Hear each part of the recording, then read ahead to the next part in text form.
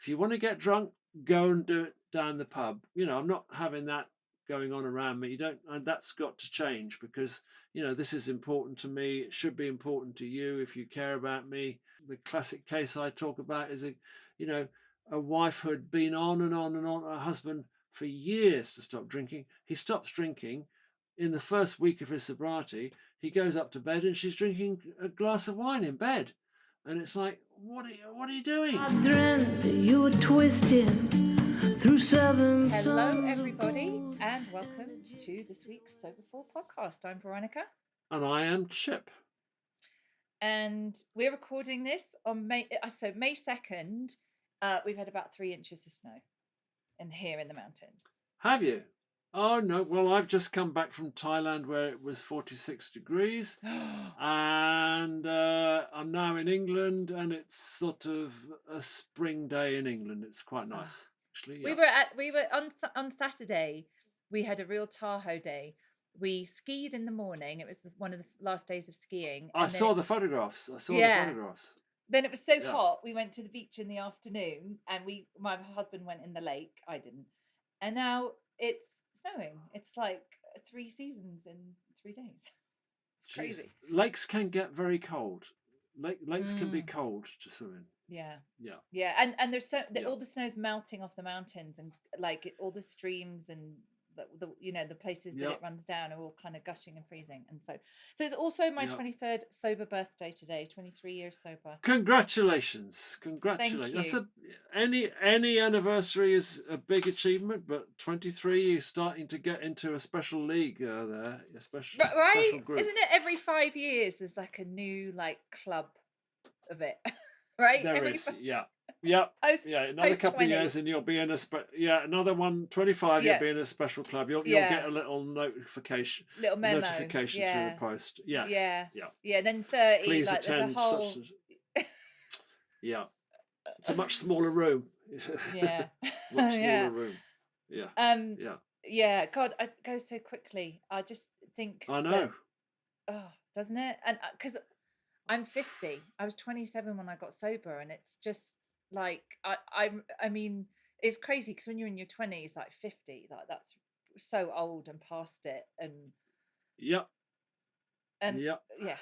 all these decades, I can't believe it, and I still feel very grateful. Everything I have in my life is because of this. I often get clients now saying, well, the trouble is my parents, they're a bit past it now. They're in their 70s. And I go, what the?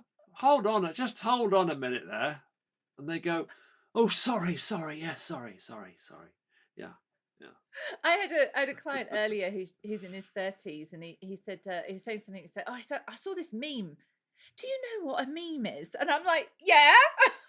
What a meme is. Oh dear. Okay, so Thailand was very hot then, and unbearable. And Thailand was. Have you brutal. been before? Thailand was brutal.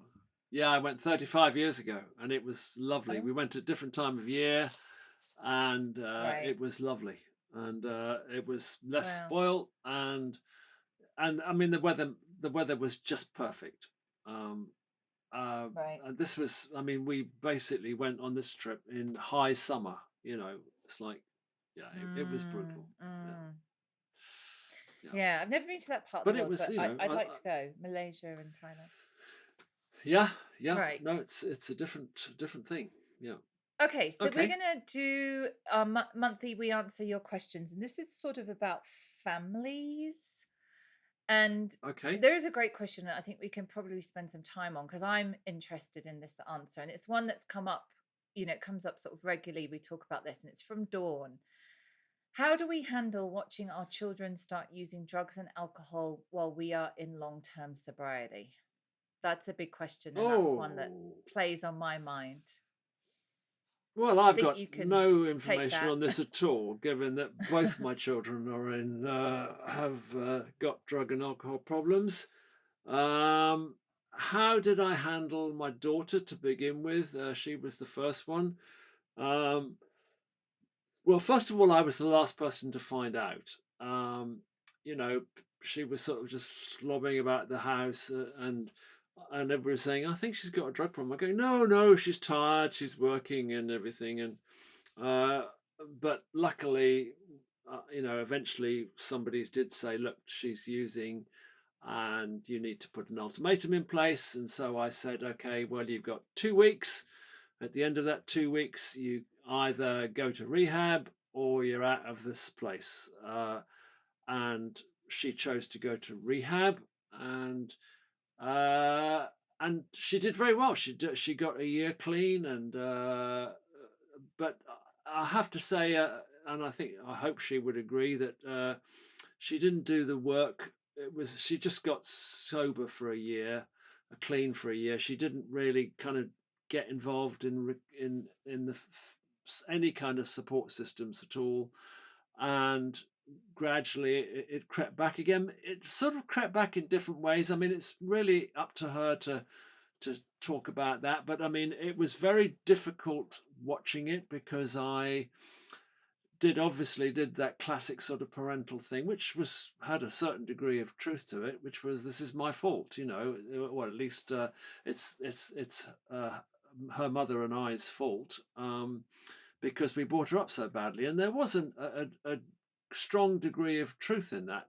And I think over the years, because her using would go in and out of using, and then she would drop off using, and then she'd be back again, and then it was a very movable feast. And there have been times when I've had to lay down absolutely strong ultimatums and sort of go to accommodation which I was guarantor for, and make sure that she got out at that particular time, and it caused me an enormous amount of stress. And I was always very conflicted, because I could understand the kind of addiction side of things, but at the same time I was dealing with somebody who wasn't behaving like my daughter. She was a different, as we are when we're using, we're different people. And uh, and it set up a sort of dynamic that I am now very familiar with. Was, I don't trust what you're saying. I don't Mm. trust, even when you're supposedly in recovery, I don't know whether you are or not. And I think over time it's put a degree of distance between us. But at the moment, she's in a really good phase and doing really well, and that means I don't have to worry so much. But I mean, what I have to also understand is that she is now, what is she, 46 years old now? I mean, she's old enough to to be making her own decisions about her life, and you know it's got very little to do with me now. Can I I've ask? always tried to be Can, reliable. can I ask what was when you say Go on. using? What was she using? Because what she was using Oh, has a big impact on how you respond, right? Was she injecting heroin or was she smoking pot? no, no. She was sort of. It would be alcohol, speed, and sex. Right. Because Those were it the is three, different, really. right? It is different if she was No, it is an different. IV Yeah, heroin user. The alarm would be yeah, very different to, yeah. we Yes, the route is always the I same, think. but the drugs can be much more scary. Yeah, do you know what? I've actually never thought of that, but that's a really good point, because her addictions were alcohol, coke, and sex. I never kind of felt that her life was in danger. Whereas if she'd been Mm, intervened, I yeah, would have that worry about her life being in yeah, danger all the time. yeah. I mean, obviously, I could see she wasn't happy, but yes, you're right. It's the first time I've ever registered that I actually was able to kind of distance myself easier, because I didn't feel that there was an imminent threat of death all the time. And Because I think now, can I just want to interject there because that's the difference now for people is because of fentanyl. And I don't know how much fentanyl is taking off in England, but fentanyl's in everything in America. it's beginning to, yeah, it's beginning to happen Yeah. here. So if your 18-year-old is messing around with um cocaine or pills, the fear is that fentanyl. So there was a few weeks ago there's a guy. Oh God, what's his name? Um, he was a kind of influencer. He was David Hollis. Dave Hollis. You probably haven't heard of him. Okay. He was married to No, someone called Rachel Hollis, and they kind of had this whole empire they built on personal development and sold all of these programs like to be like them, and it turns out like their marriage was in the toilet and he had all these addiction problems. Anyway, very sadly, he was about 46. He relapsed on alcohol and cocaine and died, and then the autopsy results wow. were released and there was fentanyl. Because again, alcohol Okay. and cocaine, I mean, that can, as you age, that certainly could, but the fact that fentanyl is in everything, that just has added a whole new layer of fear, I Yeah. think, if you are a parent, right? Yeah. No, definitely. And I think, the question is, how did I handle that? Mm, I put boundaries in place. I did make help available whenever I could. When I got her into rehab, I got her therapists, people that I trusted, and obviously I would give her advice. But did she it take was it? uh, sometimes. I mean, there were definitely times when I think she would revert to, well, this is kind of not. She wouldn't necessarily overtly say this, but she'd say, imply, this is your fault. This is because of Mm, the way I was brought up, and there definitely came a point when I went, I think we're done on that one. You know, okay, you've had right. 15 years of therapy. You know, it's over to you now. My childhood wasn't great either. But Yeah, there came a point when I have to take responsibility. right, You're not the first person to have a bad childhood. right. I'm not trying to minimize it, but I didn't have a great childhood either. And somewhere along the line, you've got to take responsibility for your recovery. So And I you kind think of had I've to always you tried had to to be step out of that loop. step I back. kind of feel like I remember that Yeah, happening, in that your yeah, guilt kept you in the, oh my God, yes, I know. But you kind of had to completely. step out of that loop and go, I'm not, yes, and I'm not going to Yeah, play that game anymore, because yeah. yeah, otherwise you would have been in that loop eternally, right? Almost. Yes, yeah, and it kind of, I could see that she was in a loop as well, which was, she'd go and see a therapist, talk about her childhood, which was crap, and the therapist would say, "Oh, you must be very angry with your parents," and she'd come and say, "I'm very angry with you." And the first couple of times, I hope I acknowledged that appropriately, but the sort of fifth time, I'm going, "Yeah, no, we're done with this. We're done now. Right. You've got to move. You've got to." Because I don't think she liked going on beyond that, where it got to the point where Right. it's okay, right? You had a shit start, but now you've got to do some work now about Yeah. doing some things. And what was also frustrating was there were times along the way. I mean, she joined the army, got into the army, did incredibly well, and I went through all that kind of parental great hopes. My hopes Yeah. rose, and I thought, oh, it's great. She cracked it now. We're going to get on top of it, and then that went bandy, and it just it's been a roller coaster with my daughter, um, without any doubt at all. My son, who I thought I, you know, did a fantastic job with, is now 2.5 years sober. And I was talking to him yesterday, actually, and he was much more under the radar, doing it. We lived apart. I mean, he left home at 17 to work in the film industry, which has done well, but he's been away from home a lot, and I live up here, and uh, he suddenly, what I thought was, perhaps he's got a little bit of a drink problem. I'm now finding out, and he was telling me yesterday, I had a bad problem, Dad. I had a bad coke problem. I was really good at hiding it. I was really good at keeping it away from you. I only made sure I saw you when I could, and I missed that one completely. And then suddenly, he's going to AA meetings, and he's 2.5 years sober, and working a really good program, as they say. But that one, I wasn't even aware of. I was so kind of in my, oh, I've done such an amazing job with my son, so different to the way I brought up my daughter. I've done everything right there. And, you know, he got himself into a mess. And I, I, th- I'm glad I didn't see it, because I think it would have broken my heart to see him in a really bad way. But, you know, he's doing really well now. And but we've always got on. He just hid it from me. I didn't know. For The difference obvious with him was I reasons, didn't. right? Well, I guess for obvious reasons, yeah. And Did his mum suspect? how we both sort of said, "Do you think there's something going on?" And then, but he hid it so well from us that neither of us thought, "Well, right, Jesus, we've got to do something here." I think we suggested a therapist at one point, because he was, but that anxiety that he had was probably, now in retrospect, a lot of it to do with using coke and stuff like that. But I had, with him, I definitely had blinkers on. I thought, there's no way he's going to have a problem. I've brought him up brilliantly.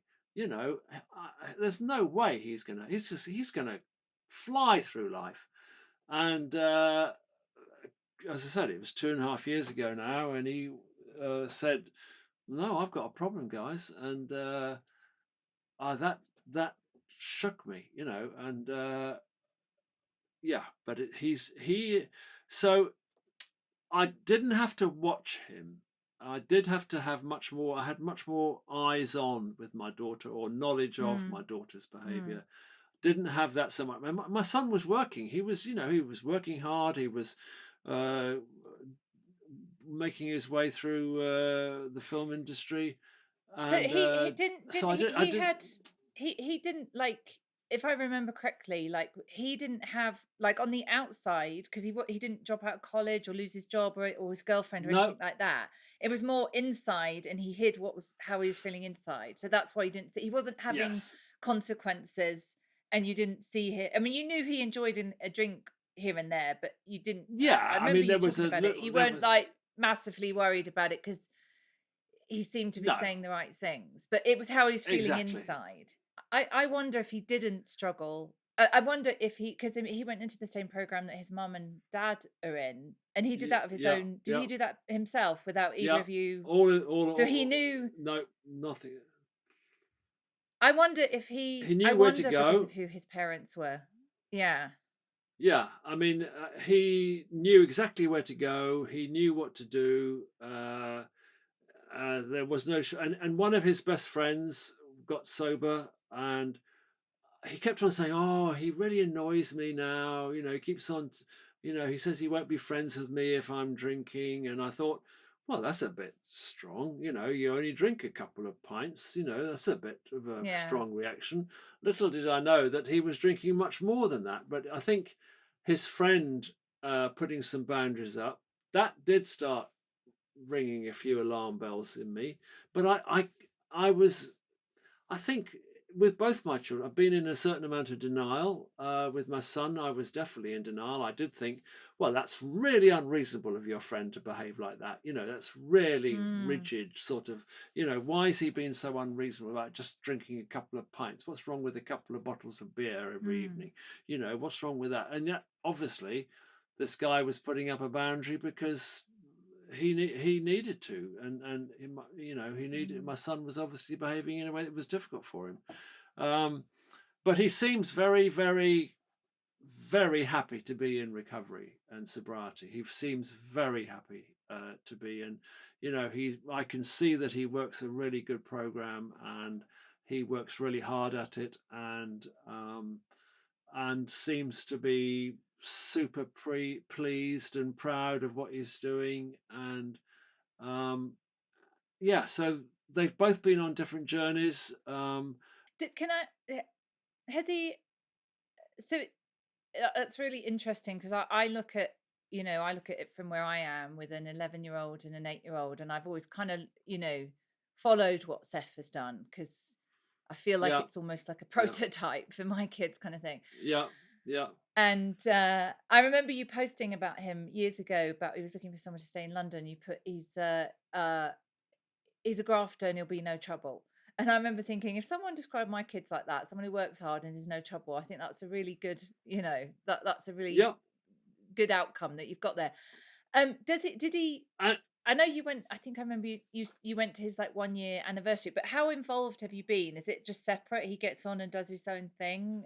Does he ask you it's questions, separate or does and he done. like completely separate? Doesn't He want asked you me, in it. no, no, he asked me questions occasionally, but I've never been to a meeting with him. I'd love to, Mm, but I've never been to one with him. But no, he's done it completely separately to me. We do talk about it now, and we talked about it yesterday about something.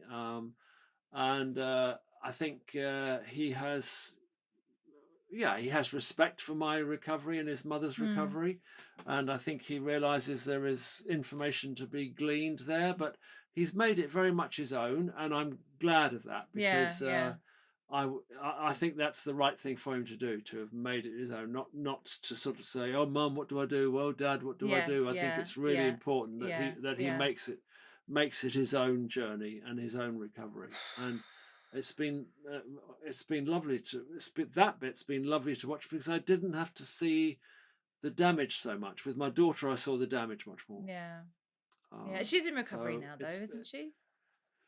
she's in recovery now, yeah. But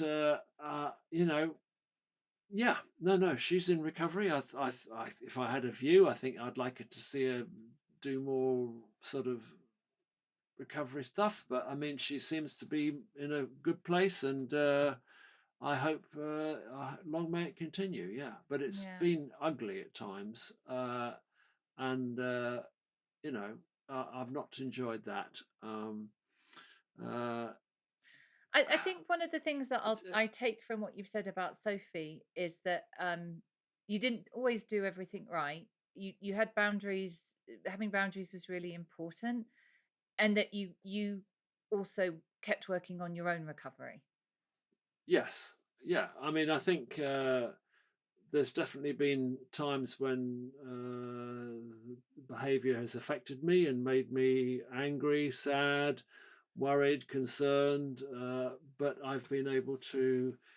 I've always kept going to therapy, so being able to get sort of insight and help from Mm, that. Uh, but it's. I think my daughter, I kind of almost, because of the way she'd been brought up, I kind of mm, expected her to end up badly, because mm, how could you have an childhood like that and not end up badly? Or whatever you want to call it, whatever words you want to call it. With my son, I thought I'd done an amazing job. So that was a bit of a shock. It was a bit of a, that really kind of cut through, and I thought, God, this can, I mean, there were, he was a little bit over anxious about things. He would get terribly worried about how he came across to people, that sort of slightly sort of that worrying sort of self obsession.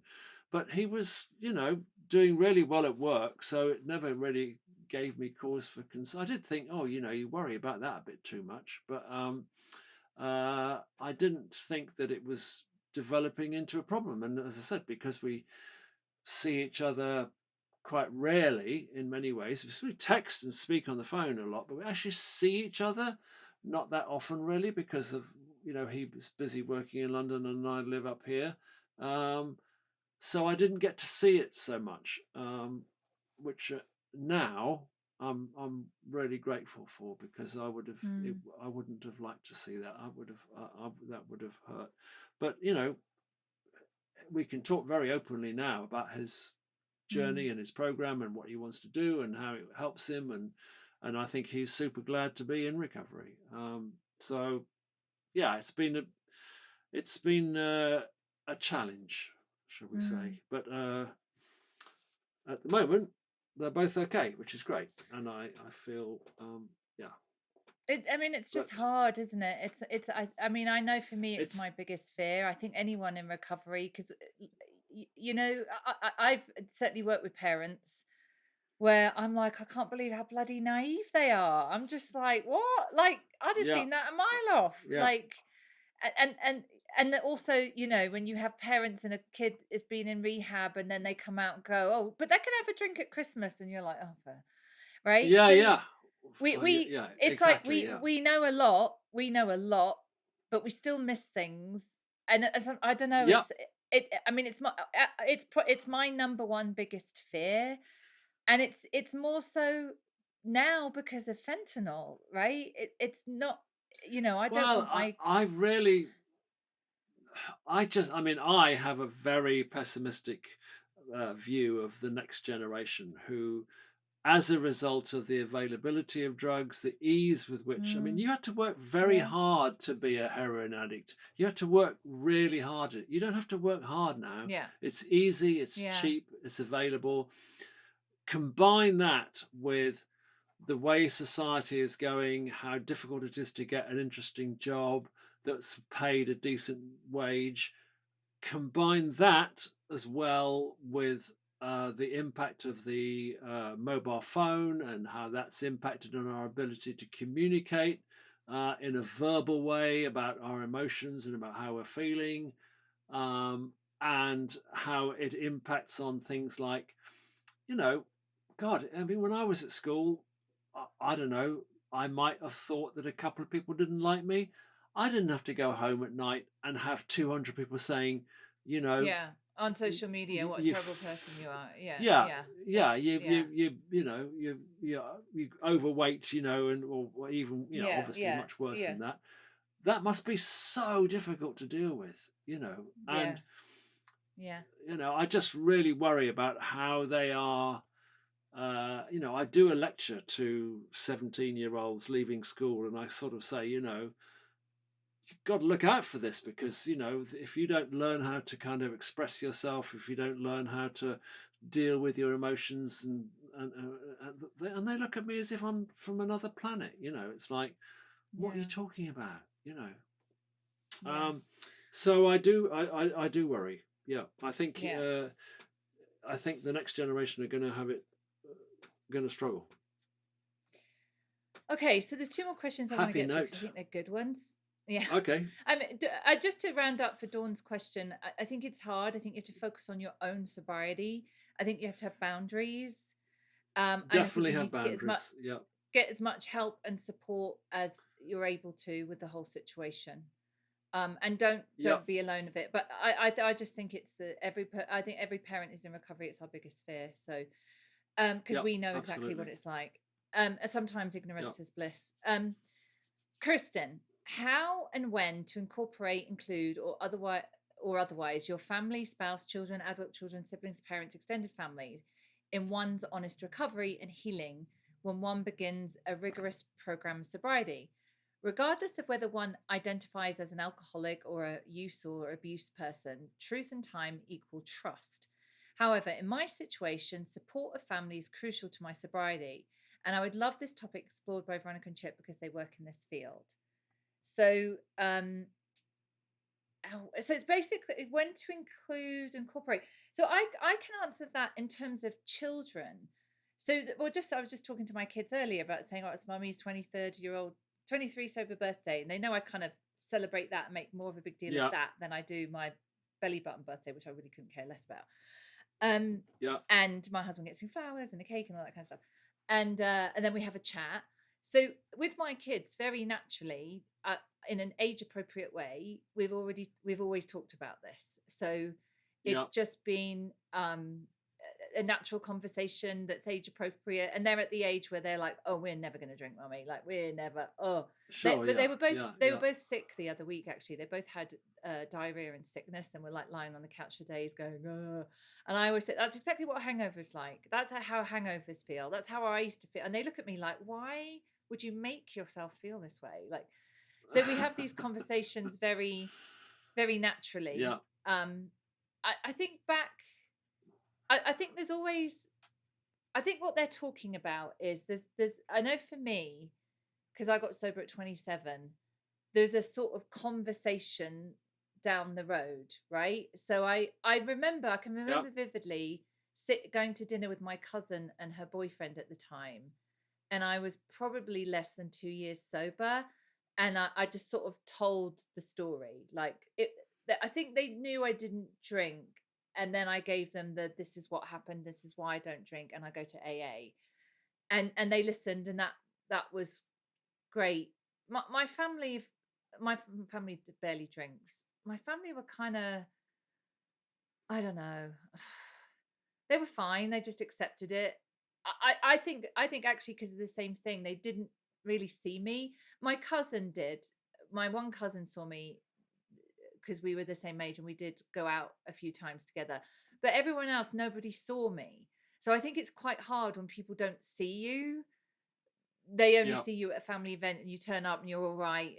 That like and Yeah. they hear that you've got a job and whatever. So I think that they almost were like they couldn't really match my description of alcoholism to me. So I think that it's such a, it's the same as like when you meet new friends or you start dating. At some point, there's a moment that's appropriate for me to say very clearly, I don't drink. And that just, Mm. that's just how that is. And I, don't make a big deal of it. And then people know that fact about me.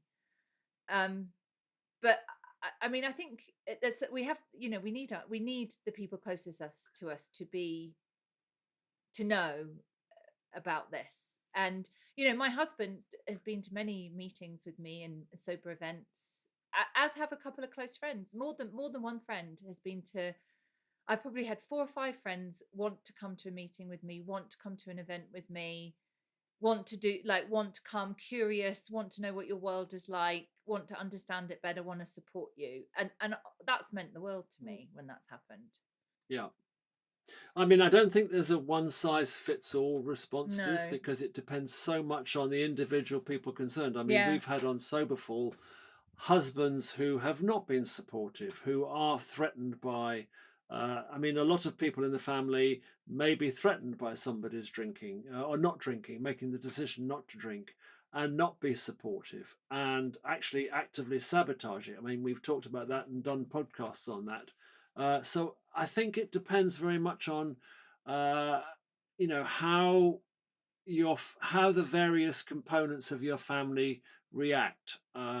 Some may be overprotective, fretting about you. Are you okay? All Yeah. right, Yeah. are you all Yeah. right, darling? And just Yeah. just like you just want to go, get off. I'm all right. I'm all right. Just and there might be others who are dismissive of it, who make jokes about it, who um, just don't take it seriously, who uh, carry on drinking and Yeah. think you're a pain in the ass for making that decision. I mean, there are so many ways in which people can react to that. Um, I think it's the part of the question there that worries me a little bit is, my family are very crucial to my sobriety. And obviously, it would be lovely to have the full support of your family, but there may be times when you have to make independent decisions, regardless of what your family think. You have to make the decision that's right for you. I mean, if that means going to a support group, coming to a soberful group or something, or just doing something that is supportive of your decision to stay sober, you may need to draw boundaries around this and saying, well, I'm going to have to do that. Um, I mean, I think if there's been drinking in the family or in a relationship, it takes quite a lot of time for everybody to settle down and get used to it. Families, as I said, okay, well, nobody will drink at Christmas. It's like, well, no, that's not going to be helpful. That isn't helpful. That's going to make me feel isolated and completely as if my decision is a nuisance. You can just all you don't just don't get drunk in front of me. Don't throw drink at me. Don't sort of diss me for kind of not wanting to have a drink with you. So many ways in which people can be helpful. You can just sort of think, okay, well, we respect that. Bring out alcohol-free beer or whatever it is you want to do, or we'll get you something to drink. But there are so many ways in which people can be unhelpful, and it's usually the ones with the problem who are unhelpful. But you know, when people get sober, and I can see for this person, getting sober has been really important, and she wants to be a good mum, a good wife, a good partner, a good family member, a good daughter, whatever it is. And there's too many people there who are, you can't control how you can set boundaries, you can set verbal boundaries on how you want people to behave. And we've got some good examples in Soberful of people who set physical boundaries and said, okay, well, look, if you want to do that, if you want to get drunk, go and do it down the pub. If you want to, but don't, I'm not having that going on around me. You don't, and that's got to change because, this is important to me. It should be important to you if you care about me. And they've had to set up some physical boundaries. Some people need to set up some verbal boundaries. I mean, the classic case I talk about is a wife who had been on and on and on, her husband for years to stop drinking. He stops drinking. In the first week of his sobriety, he goes up to bed and she's drinking a glass of wine in bed. And it's like, what are you doing? And she, oh, I'm just drinking a glass of wine. It's like, well, that's not very helpful. And I think you need to let people know, because the question is, how do I incorporate and include them? You need to tell them that this is important to you. You need to tell them why it's important to you, and you can tell them the behavior you would like them to have. I don't think you're going to have much success if you tell them the behavior they've got to have, because that isn't going to go down well. It doesn't go down with anybody. But I think you can say, I would prefer it if you didn't keep on talking about me not drinking. I would prefer it if you didn't talk about how lovely the wine you're drinking is. I would prefer it if you didn't, just get completely drunk in the house. If you want to do that, do it somewhere else. I think you've got to state your boundaries. You can't expect them to know them. They've never been through this experience before. They don't know what the rules are. You know what the rules are that you're comfortable with. Some people are, people differ. Some people are fine with their partners drinking. Other people don't like it at all. So I think, but you've got to state your boundaries. There's no point in hoping that they're going to guess the right ones. You've got to tell them what you would prefer to happen. And if they don't respect those, well, then that becomes a different ball game at all. Because if you've made the right choice, and I can't think of how getting sober could be anything other than a good decision. If you've made that good decision, if your loved ones or so-called loved ones do not support that and go to great lengths to sabotage that, then that's a dynamic within your relationship you need to look at. It's got nothing to do with alcohol. It's got to do with, well, how much do you care about me? If you're prepared to not, if you're not listening to me, if you're not hearing what I'm saying. But I do think it's going to differ from family to family. It does, And yeah. and I've, as I said, that's why I think it's a little bit difficult to one size fits all it. But I suppose if I had to do one thing, it would be state your boundaries, state your preferences, and yeah, and it's a hope that they'll want non-negotiable. us to do it. I'm sober, and that's a Yeah, non-negotiable. That's not up for debate. yeah, That's and I'll take yeah, care of that, and I'll operate in the world taking care of that. But I'm not going to compromise yeah. that to make anyone feel better. I want to read, we've only got a few minutes, but I want to read this last question because it also kind of just follows in from that. It's Lucy. Okay. I would like to know how to handle certain family members who are passive aggressive to my non-drinking status. In my case, I think one of my brothers is threatened by my newfound sobriety. He drinks every day as I used to and is now making drinking jokes, noticeably very often via texting. He's in Florida and I'm in Alaska. He's coming up to visit with his family in August, and he's asked me if it's still okay if he and his daughter imbibe liberally while we're all together. Imbibe. That's it. Sorry. And which means, can I stay in your house and get pissed as much as I want? And has promptly assigned me to be the designated driver while they're here, which I'm okay with. So I want to say several things about this. Oh, so do I. Right, this is really common. Because and this is classic. The people around you who have a problem with alcohol are the people who are going to be most upset and push hardest back. And number one, expect it. expect that to happen. The theme of what we're talking about here, theme of many of our podcasts, is practicing boundaries. You're the only person Yeah. who has to understand. You're the only person who has to get it. You have to be responsible for your own boundaries. You don't have to dance to their tune. I mean, if they're people who send like, constantly in their emojis and it's all about drink, just ignore it. Don't respond. Ignore it. Just leave it nowhere. Eventually, it takes a bit of time. Eventually, everyone in the family eventually just gets used to that and readjusts themselves, and it's fine. But when you're in that kind of first period of it, it can feel a bit bumpy. But I see this happen a lot, right? Yeah, no, and I think again, I would be saying, frankly, that after a couple of those jokes from her brother, I would be saying, whatever her brother's called, not finding those funny any longer. Would prefer if you didn't do that. And then if they still disregard that and still carry on making funny jokes, just don't bother to respond, because it is passive aggressive, and it is probably, as she quite rightly says, because he's threatened by her not drinking. Uh, can I come to your house, use you as the driver, and get imbibe liberally with my daughter? I think I'd be saying, I don't know. I think I'd be putting up a bit of a boundary there. It's like, I'm not going to ferry drunk people around. If you're going to That's get not really drunk, fun. get a taxi. Get an Uber. Get a taxi. Exactly.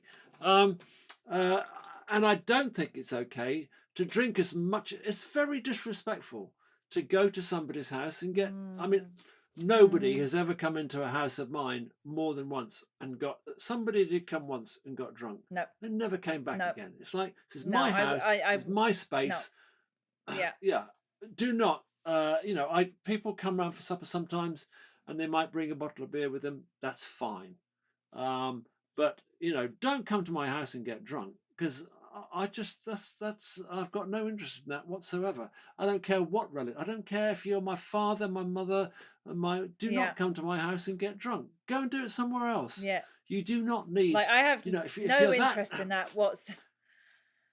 No, and if you can't control it for a couple of days, then if you've got to get drunk in my house because you're coming to stay for a couple of days, you might want to take a look at that. But I would be, I get asked to be designated driver at times, but I'm not going to get designated drivers for people who are going to get absolutely. I'm not going to be ferrying drunks around.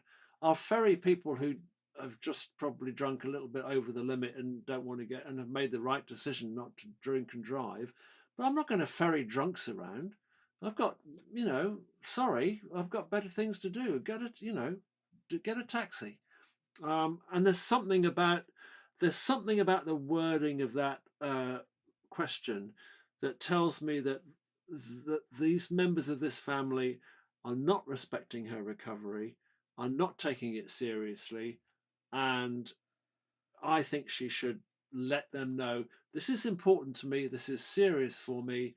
I would like you to try and respect that as best you can. I'm not going to be a big fan of you imbibing liberally. I mean, the fact that he kind of has used those words is just annoying in itself. It's like, oh, shut up. You mean you want to get drunk? It's like, no, I'm going to imbibe liberally. It's like, well, no, I think I would be putting up some boundaries. My home is my castle, kind of thing, and I protect it. And people can they can go to a club and get drunk, and get a taxi home, but have some respect for what I'm doing. And there's also the thing is, with families, we have dynamics that and patterns of relating that have been set up for decades, that go back to childhood, that are really, really, really, really powerful. Yeah. And that's actually what is happening, is we're interrupting that pattern, and that we're kind of upsetting the apple cart. Anyway, we got to bring this to close, because I got to get on to another call. Okay. We're kind of overrun our time. But thank you. Hopefully. Thanks for all of that. Thanks for the questions. Yeah, good questions, and we have some more topics coming up soon. So, Yep. gosh, we're going to be going on our summer break at the end of June. This. I feel like my life's going really, really fast. Everything's going really, really fast, and we're close to halfway through Yep. the year. We'll be back next I week, know. some more topics and interviews and what have you, and we'll see you soon. Thanks, Chip. Okay. Bye bye.